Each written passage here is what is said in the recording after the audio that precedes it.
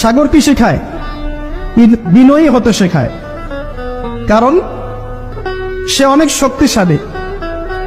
অনেক শক্তিশালী এবং প্রচুর সম্পদে ভরা। এই সাগর এই পুরো এলাকার বা পুরো দেশের কোটি কোটি মানুষের রিজিকের উৎস। এই সাগর, তার ভিতরে আল্লাহ রিজিক আছে, সম্পদ আছে। অনেক সম্পদে পরিপূর্ণ থাকার পরেও সাগর খুব শান্ত, তার মধ্যে খুব উদ্ধত অহংকারী আচরণ দেখা যায়। ঠিক আল্লাহর জ্ঞানী মানুষরা সমুদ্রের মতো হয়, তাদের ভিতরে অনেক জ্ঞান থাকে, কিন্তু তারপরেও তারা শান্ত থাকে, বিনয়ী থাকে। যাদের ভিতরে সম্পদ কম তাদের লাফালাফি বেশি। কথা বুঝতে পারছেন? সাগর এত শক্তিশালী হওয়া সত্ত্বেও আপনি তার সামনে গিয়ে দাঁড়ালে সে আপনার পা ধুয়ে দেয়।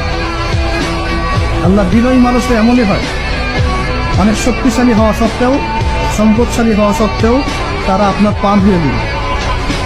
অনেক শেখার আছে।